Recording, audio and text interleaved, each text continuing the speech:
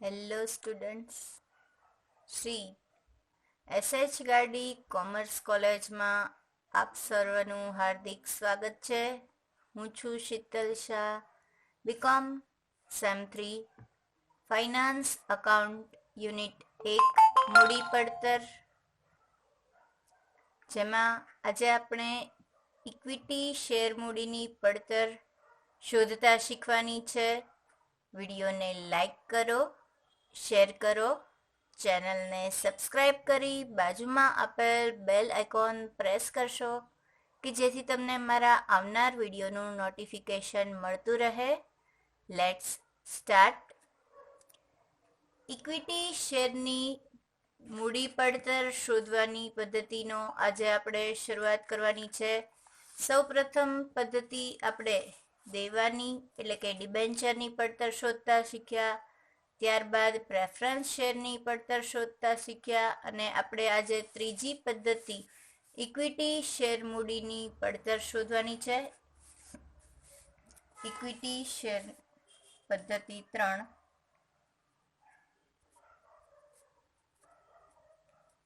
Equity શેરની મૂડી પડતર.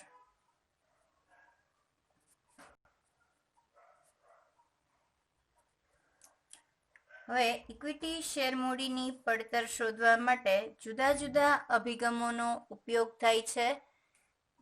જે અલગ અલગ અભિગમ છે તેમાં પ્રથમ અભિગમ એ શૂન્ય વિકાસ દર અભિગમ છે. પ્રથમ અભિગમનું નામ છે શૂન્ય વિકાસ દર અભિગમ. અલગ અલગ અભિગમ પૈકી તમારે કયા અભિગમનો ઉપયોગ કરી દાખલો ગણવો તે રકમ જોઈને નક્કી કરવાનું રહેશે. તો શૂન્ય વિકાસ દર અભિગમ ક્યારે વાપરવામાં આવે છે તે આપણે જોઈએ તો જ્યારે કંપનીનો વિકાસ દર શૂન્ય હોય અને કંપની તેની હયાતી દરમિયાન એક સરખી જ કમાણી કરતી હોય ત્યારે શૂન્ય વિકાસ દર અભિગમનો ઉપયોગ થાય છે.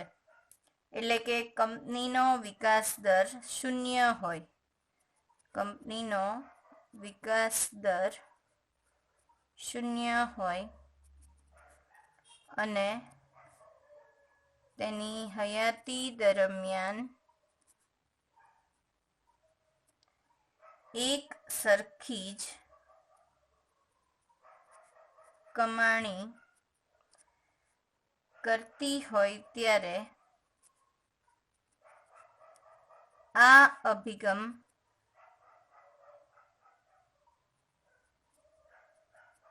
નો ઉપયોગ થાય છે. હવે જ્યારે કંપનીનો કાંઈ પણ વિકાસ દર ન હોય ત્યારે તમારે આ પદ્ધતિનો ઉપયોગ કરવાનો છે, જેનું સૂત્ર છે કે ઈ એટલે ઇક્વિટી શેર, કે ઈ બરાબર D/P અને ગુણ્યા 100 જે આપણે ટકામાં શોધવું છે એટલા માટે લખીએ છીએ. ઘણી બધી રેફરન્સ બુકની અંદર આ ગુણ્યા 100 નથી લખેલું હતું, પણ આપણે મૂડી પડતર ટકામાં જોતી હોવાથી ગુણ્યા 100 લખીએ છીએ, જ્યાં કે ઈ બરાબર ઇક્વિટી શેર મૂડીની પડતર. ઇક્વિટી શેર મૂડીની પડતર કે ઈ કહેવાશે. ડી એટલે શેર દીઠ ડિવિડન્ડ અથવા તો શેર દીઠ કમાણી પણ કહેવાશે. અને પી બરાબર શેરની બજાર કિંમત. આ આપણે પ્રથમ અભિગમ જોયો કે જેમાં શૂન્ય વિકાસ હોય, કોઈ પણ કમાણીમાં વધારો થવાનો ન હોય ત્યારે ઉપયોગમાં લેવાનો છે. ત્યાર પછી બીજો અભિગમ છે ડિવિડન્ડ અભિગમ. ડિવિડન્ડ અભિગમ ક્યારે ઉપયોગી છે તો તેના માટે તમારે યાદ રાખવું પડશે. જો આ યાદ હશે તો તમે નક્કી કરી શકશો કે કયા અભિગમ પ્રમાણે આ દાખલો ગણવાનો થશે. અહીંયા ઇક્વિટી શેરહોલ્ડરો ઇક્વિટી શેરહોલ્ડરો ભવિષ્યમાં ડિવિડન્ડ વધારાની અપેક્ષા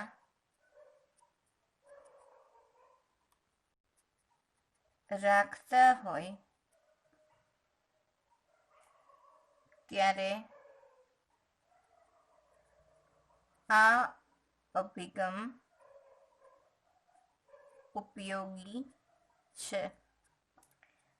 બરાબર, જેમાં તમને કંપનીની કમાણીમાં ભવિષ્યમાં કંઈક વધારો થશે એવું હોય, અથવા તો ભવિષ્યમાં કંપની છે એનો વૃદ્ધિ દર આપ્યો હોય, ડિવિડન્ડનો વૃદ્ધિ દર, ત્યારે તમારે આ ડિવિડન્ડ અભિગમ પ્રમાણે ગણતરી કરવાની થશે, જેમાં ઇક્વિટી શેરહોલ્ડરને કંઈક વધારાની અપેક્ષા હશે. જેમાં તમારે જે રીતે આપણે પ્રાપ્ય રકમ પી શોધતા હતા દેવાની પડતર માટે અને પ્રેફરન્સ શેર પડતર માટે, તેવી જ રીતે અહીંયા પણ પી શોધવાનો થશે. જે માટે સૂત્ર છે કે ઈ બરાબર D/P અને ટકા શોધવા ગુણ્યા 100 અને પ્લસ જી. આ જી છે એ વૃદ્ધિ દર છે, જે કંપનીનો ભવિષ્યમાં વધારો સૂચવે છે, જ્યાં કે ઈ બરાબર ઇક્વિટી શેર મૂડીની પડતર, ઇક્વિટી શેર મૂડીની પડતર, ડી શેર દીઠ ડિવિડન્ડ, પી એટલે શેર દીઠ પ્રાપ્ય રકમ, જે આપણે પ્રાપ્ય રકમ શોધતા શીખ્યા છે, જેમાં પ્રીમિયમ છે, વટાવ છે, બહાર પાડવાનો ખર્ચ છે, આ બધી જ વસ્તુઓ ધ્યાનમાં લેવાની થશે. અને જી એટલે ડિવિડન્ડનો વૃદ્ધિ દર. આપણે ડિવિડન્ડ અભિગમ છે જેની અંદર તમારે આ સૂત્રનો ઉપયોગ થાય છે. હવે ત્યાર પછી વિકાસ દર અભિગમ છે, ત્રીજો અભિગમ, જે વિકાસ દર અભિગમ કહેવાશે. વિકાસ દર અભિગમ.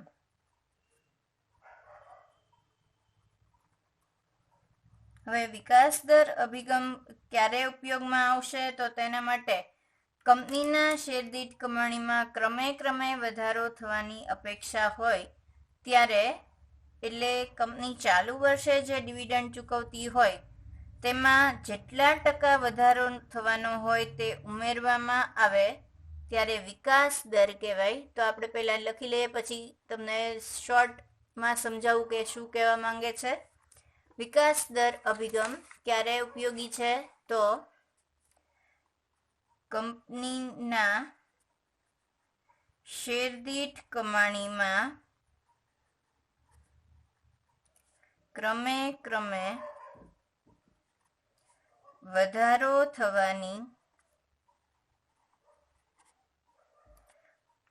અપેક્ષા હોય ત્યારે કંપની ચાલુ વર્ષે જે ડિવિડન્ડ ચૂકવતી હોય તેમાં જેટલા ટકા વધારો થવાનો હોય તે ઉમેરવામાં આવે છે. તમારે આ વસ્તુ યાદ રાખશો એટલે તમને વિકાસ દર અભિગમ ક્યારે યુઝ કરવો તે ખ્યાલમાં આવે. એમાં શું હશે તો કે ચાલુ વર્ષનું ડિવિડન્ડ આપ્યું હોય અને એમાં પછીના વર્ષે અમુક ટકા વધારો કીધો હોય તો એ પ્લસ કરવાનો, ત્યારે આ વિકાસ દર અભિગમ આવે. શું કીધું છે? ચાલુ વર્ષનું ડિવિડન્ડ આપ્યું હોય અને પછીના વર્ષે તેમાં કાં તો વધારો અથવા તો કોઈ વાર ઘટાડો પણ હોઈ શકે, તો એટલા ટકા વધારો હોય તો પ્લસ થાય અને જો ઘટાડો હોય તો માઇનસ થાય. બરાબર, તો એ તમારે વિકાસ દર અભિગમ કહેવાશે. ત્યાર પછી તમારે ચોથો અભિગમ જે છે કમાણી મૂડીકરણનો અભિગમ.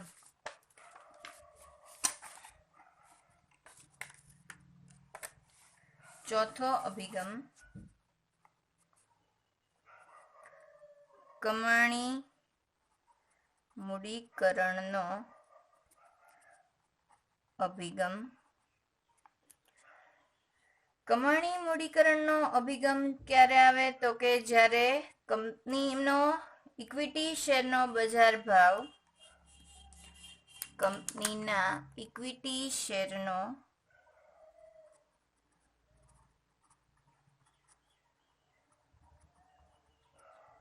બજાર ભાવ કંપનીની શેરદીઠ કમાણી પર, કંપનીની શેરદીઠ કમાણી પર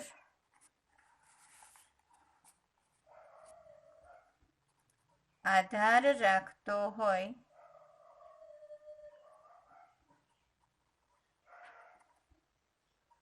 ત્યારે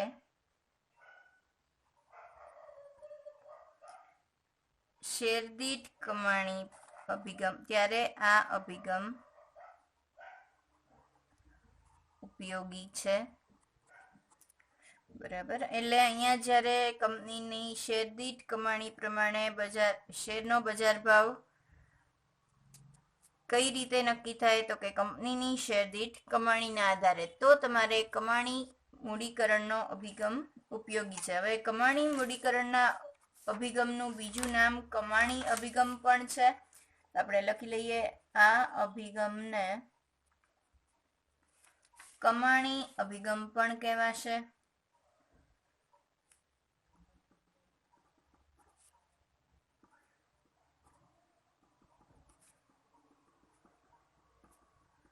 કમાણી અભિગમ પ્રમાણે તમારે ગણતરી કરવાની હોય ત્યારે સૂત્ર તમારે આવશે કે ઈ બરાબર, ઈ એટલે અર્નિંગ પર શેર, શેર દીઠ કમાણી, ઈ છેદમાં પી ગુણ્યા 100. અહીંયા વિકાસ દર અભિગમ માટે આપણે અહીંયા સૂત્ર લખવાનું બાકી રહી ગયું છે. વિકાસ દર અભિગમનું સૂત્ર જે ડિવિડન્ડ અભિગમ છે તેના જેવું જ છે.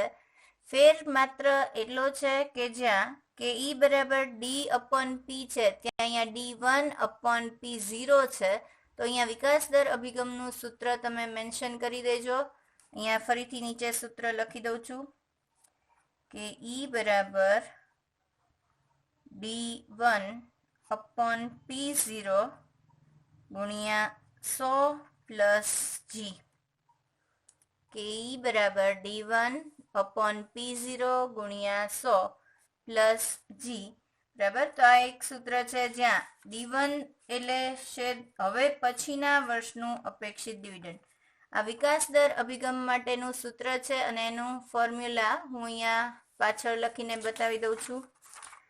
પહેલા આપણે શેર દીઠ કમાણી અભિગમ પૂરું કરીએ જે અધૂરો છે, જ્યાં ઈ બરાબર શેર દીઠ કમાણી અને પી બરાબર તમારી જે પ્રાપ્ય રકમ હશે એ અને બજાર કિંમત જે હશે તે, એટલે પી એટલે શેરની બજાર કિંમત, શેર દીઠ બજાર કિંમત.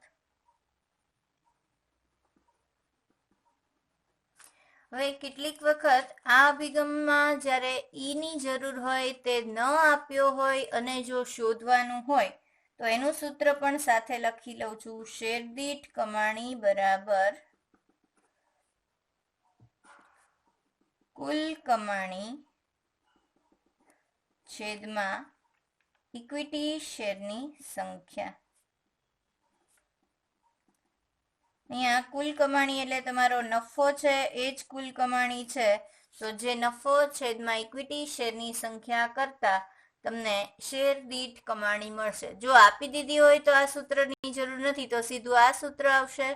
પણ ન આપે તો તમારે આ પહેલા સૂત્રનો ઉપયોગ કરવો પડે અને પછી આ સૂત્રનો ઉપયોગ કરવો પડશે. હવે જે મેં વિકાસ દર અભિગમ ત્રીજું અહીંયા હતું, જેનું સૂત્ર અહીંયા લખવાનું બાકી છે અને એ ફરીથી પાછળ અહીંયા લખીને બતાવી દઉં કઈ રીતે તમારે લખવાનું છે. ત્રીજું વિકાસ દર અભિગમનું સૂત્ર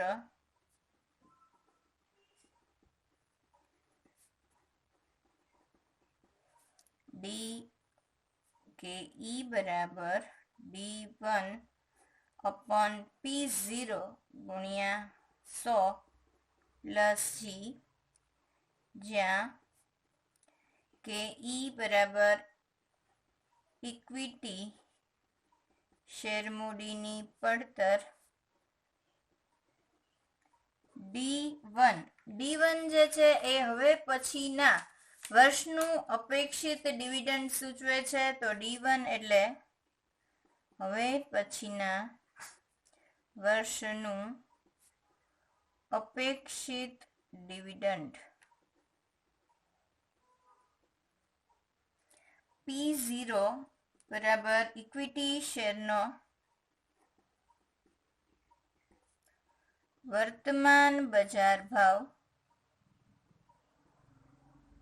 અને G બરાબર કમાણીનો વિકાસ દર.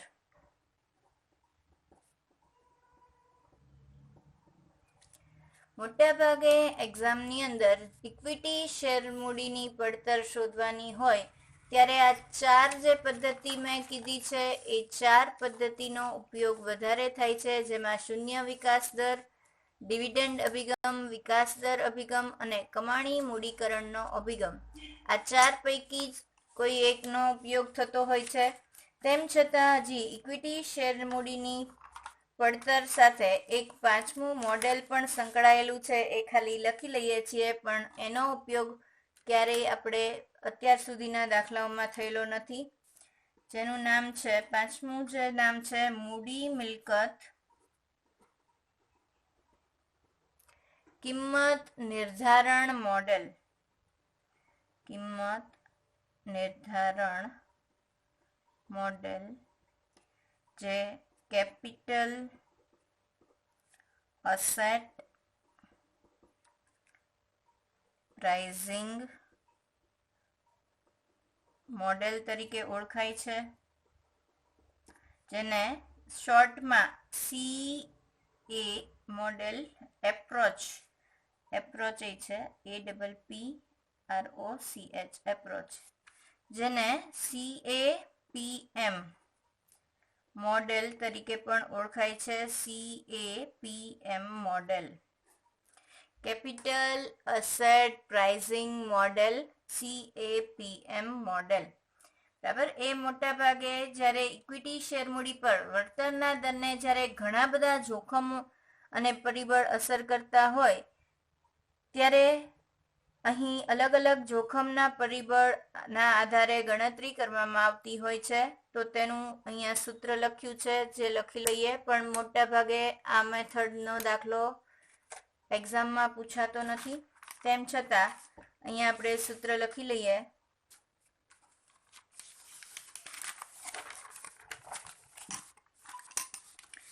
કે I બરાબર RF પ્લસ BI કૌંસમાં KM માઇનસ RF.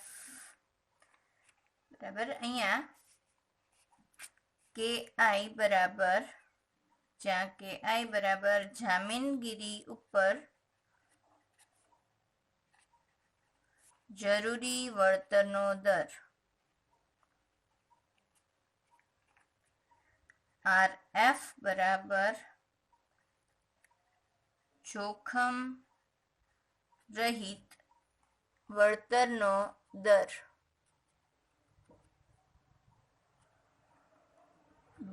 I બરાબર જામીનગીરીનું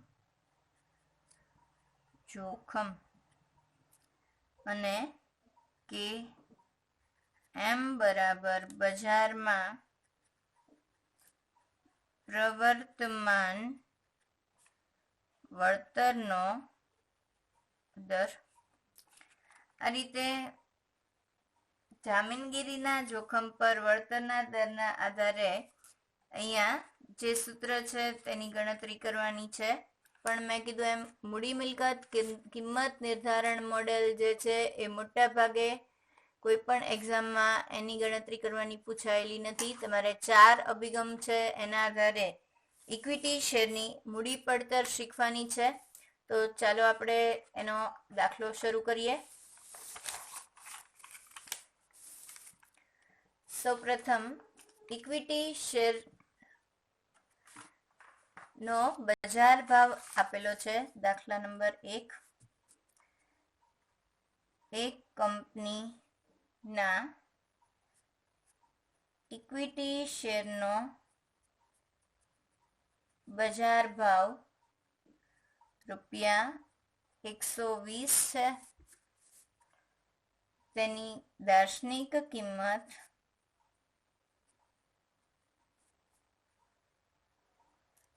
₹100 છે. ચાલુ વર્ષે શેર દીઠ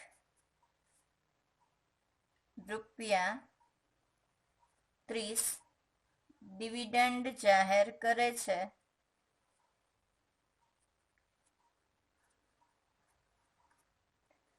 તો ઇક્વિટી શેર મૂડીની પડતર શોધો.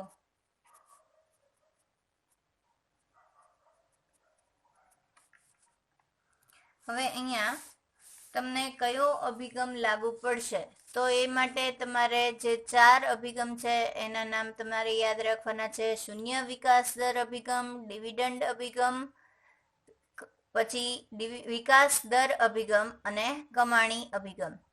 અહીંયા તમને દાખલામાં ચાલુ વર્ષનું ડિવિડન્ડ આપ્યું છે. તેમાં કોઈ પણ પ્રકારના વધારા થવાની અપેક્ષા નથી. એટલે કે કંપનીનો કઈ વિકાસ દર ડિવિડન્ડ વધારો કોઈ અપેક્ષા રાખતા નથી. ઇક્વિટી શેરહોલ્ડરો ડિવિડન્ડમાં વધારાની અપેક્ષા રાખતા ન હોય અને કંપની જે છે એનો વિકાસ દર 0 હોય ત્યારે તમારે શૂન્ય વિકાસ દર અભિગમ પ્રમાણે ગણતરી કરવાની રહેશે. તો આ જે છે એ માત્ર અહીંયા લખું છું, તમે યાદ રાખવા માટે અહીંયા લખેલું છે. કયો અભિગમ છે? શૂન્ય વિકાસ દર અભિગમ. શું કામ? તો કે એમાં કમાણીમાં વધારો કાંઈ થવાનો નથી. જેનું સૂત્ર તમારે છે કે E બરાબર D/P ગુણ્યા 100. હવે D બરાબર ડિવિડન્ડ. તો કેટલા રૂપિયા છે? શેર દીઠ 30 રૂપિયા. અને P એટલે બજાર ભાવ 120. તો અહીંયા આવશે P બરાબર 120. 100 રૂપિયા લેવાના નથી. અહીંયા 120 રૂપિયા બજારમાં ચાલે છે એટલા માટે બજાર ભાવ લેશું. 30/120 ગુણ્યા 100.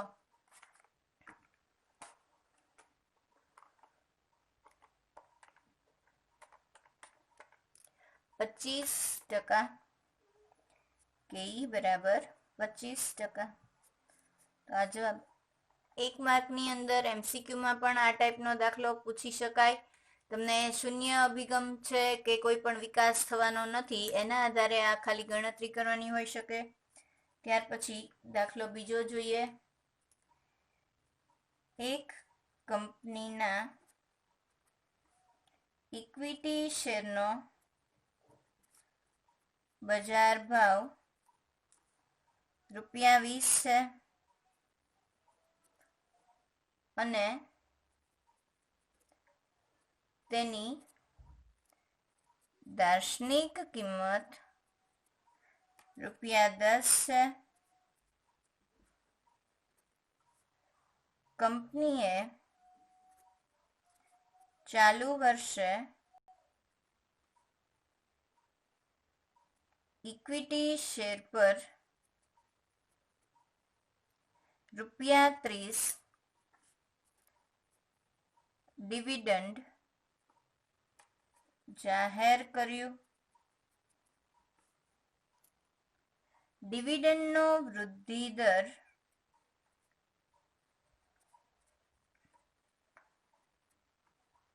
10% છે તો ઇક્વિટી શેર મૂડીની પડતર શોધો. હવે અહીંયા તમને જે ઉપર વિગત આપી છે જુઓ, એ બધું છે.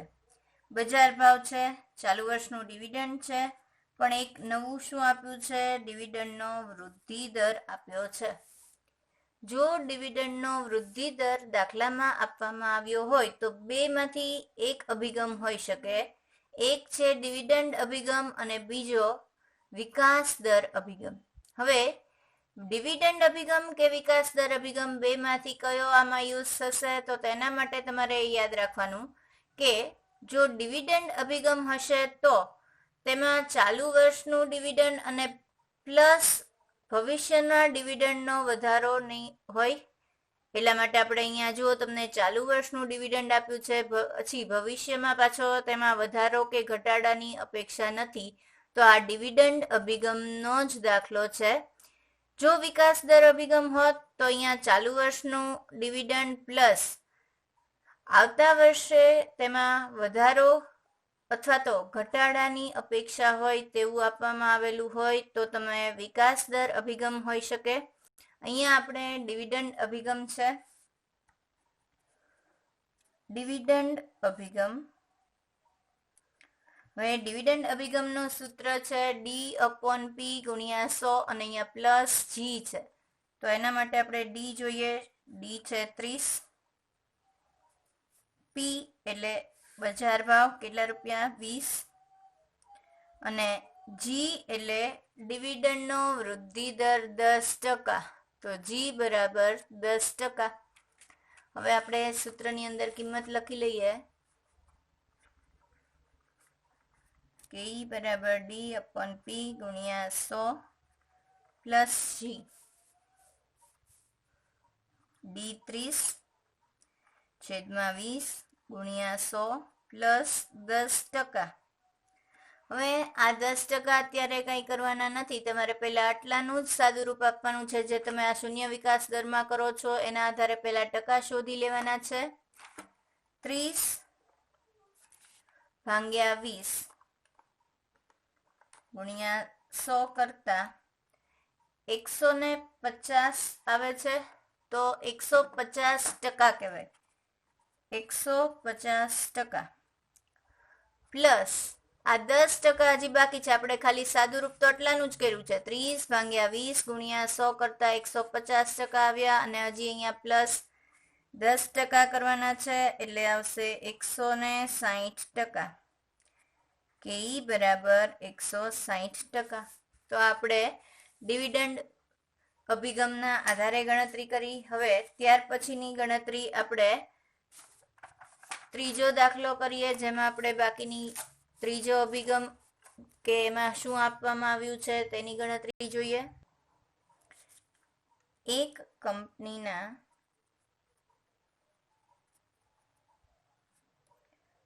₹100ના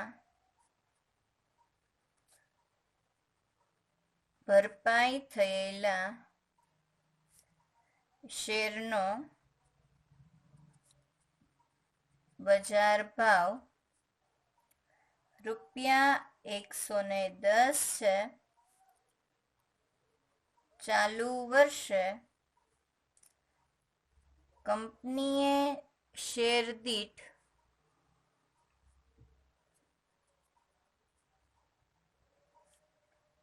₹20 ડિવિડન્ડ ચૂકવ્યું. કંપનીની શેરદીઠ કમાણીમાં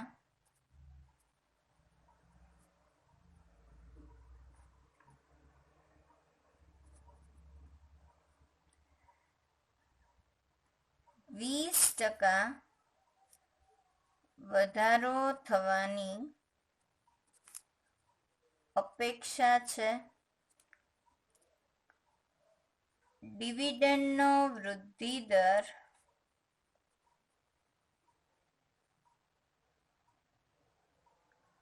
20% હોય તો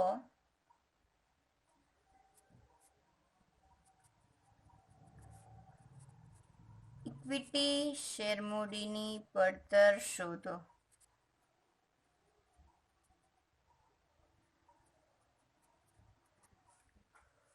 બરાબર, અહીંયા આપણે હવે કયો અભિગમ છે તો સૌપ્રથમ તો ડિવિડન્ડ વૃદ્ધિ દર આપેલો છે,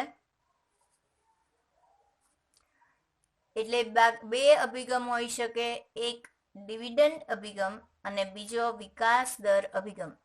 હવે અહીંયા તમને બીજું કીધું છે, ચાલુ વર્ષનું ડિવિડન્ડ આપ્યું છે, જેમાં કંપનીની શેરદીઠ કમાણીમાં 20% વધારો થવાની અપેક્ષા છે.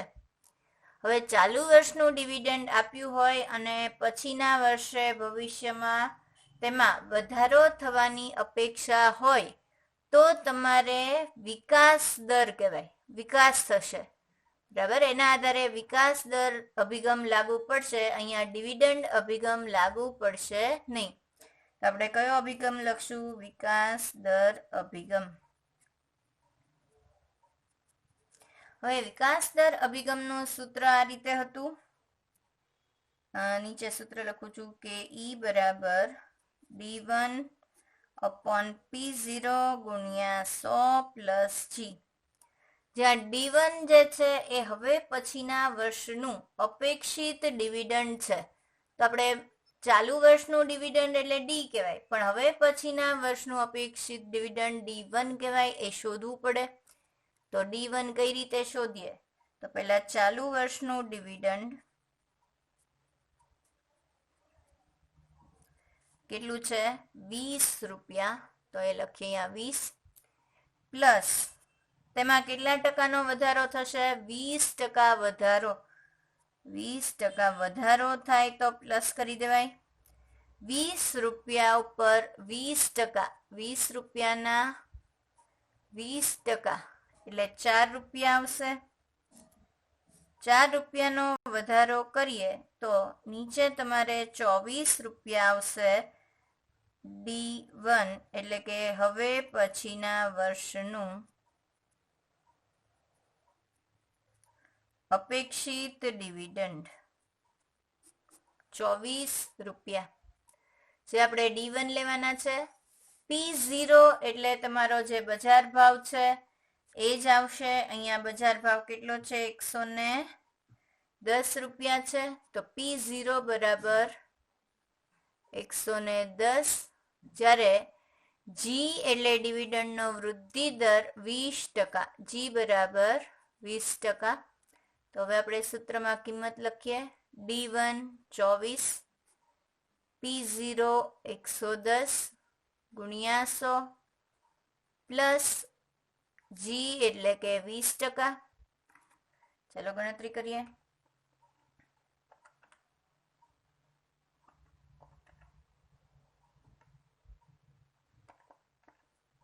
પહેલા આપણે 20% ને એમને રાખવાનું છે. તમારે માત્ર પહેલા આટલાનો જ ગણતરી કરવાની છે. 24 ગુણ્યા 100 ભાગ્યા 110 તો 21.81, પછી 8 છે તો 21.82% આવશે. 21.82% પ્લસ બીજા 20%, બંનેનો સરવાળો કરી દઈએ તો 41.82% આવશે. આ કે ઈ બરાબર 41.82%. હવે ચોથા ગણતરી કરીએ આપણે. દાખલા નંબર 4.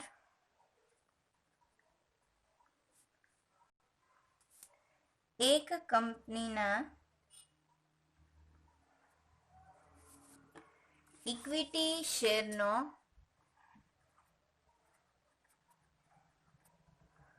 બજાર ભાવ ₹10 છે, તેની દાર્શનિક કિંમત ₹5 છે. કંપનીની શેરદીઠ કમાણી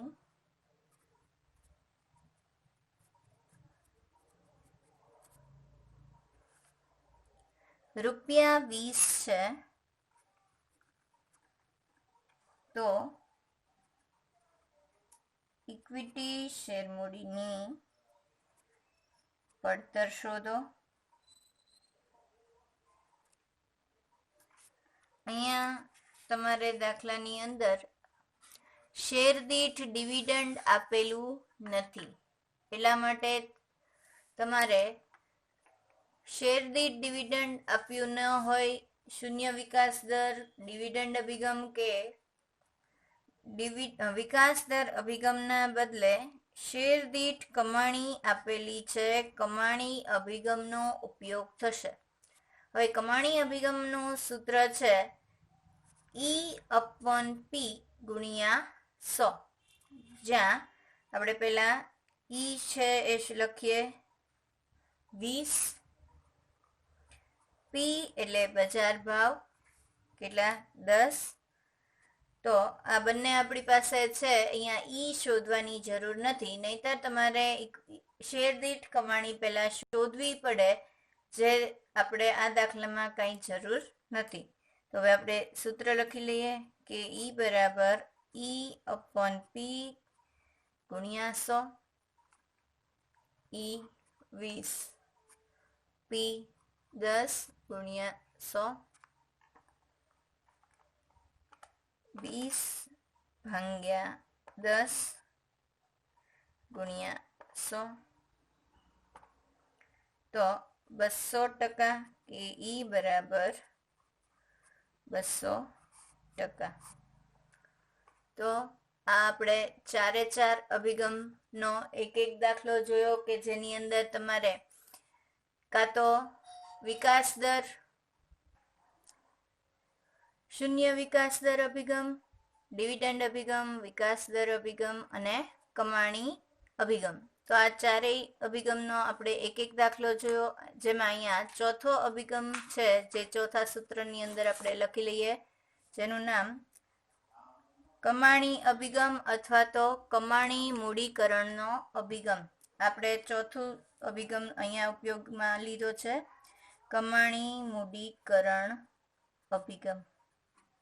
તો આપણે ચારેય અભિગમનો એક દાખલો જોયો, જેના આધારે તમને થોડો ઘણો આઈડિયા આવશે કે તમે જો કંપનીમાં કાંઈ પણ વધારાની અપેક્ષા ન હોય અને તેનો વિકાસ શૂન્ય હોય ત્યારે શૂન્ય વિકાસ દર અભિગમ આવશે. ત્યાર પછી ચાલુ વર્ષનું ડિવિડન્ડ આપ્યું હોય અને ડિવિડન્ડનો વૃદ્ધિ દર આપ્યો હોય ત્યારે તમારે ડિવિડન્ડ અભિગમ આવે. વિકાસ દર અભિગમ ત્યારે આવશે કે જ્યારે ચાલુ વર્ષના ડિવિડન્ડની અંદર કંઈ પણ વધારો થવાની અપેક્ષા હોય, એટલે તમારે આ રીતે ગણતરી થાય, ચાલુ વર્ષના ડિવિડન્ડમાં વધારો ઉમેરી દો એટલે પછીના વર્ષનું ડિવિડન્ડ મળે, તો તમારો વિકાસ દર અભિગમ આવે. અને શેરદીઠ ડિવિડન્ડની બદલે શેરદીઠ કમાણીના આધારે બજાર ભાવ નક્કી થતો હોય તો તમારે કમાણી અભિગમ ઉપયોગમાં લેવાનો. તો આઈ હોપ કે આ 4 પદ્ધતિ કે જે ઇક્વિટી શેરમૂડીની પડતર માટે પૂછાય છે, તે ચારેય પદ્ધતિના અભિગમો તમને ક્લિયર થઈ ગયા હશે. આ વિડીયોની PDF ફાઇલ મેળવવા માટે ડિસ્ક્રિપ્શન બોક્સમાં આપેલી લિંક પર ક્લિક કરવી, PDF ફાઇલ મેળવી તેમાંથી પ્રિન્ટ પણ કરી શકશો અને બુકમાં પણ લખવું હોય તો બુકમાં નોંધ કરી શકશો. Good bye, have a nice day, C you in the next lecture.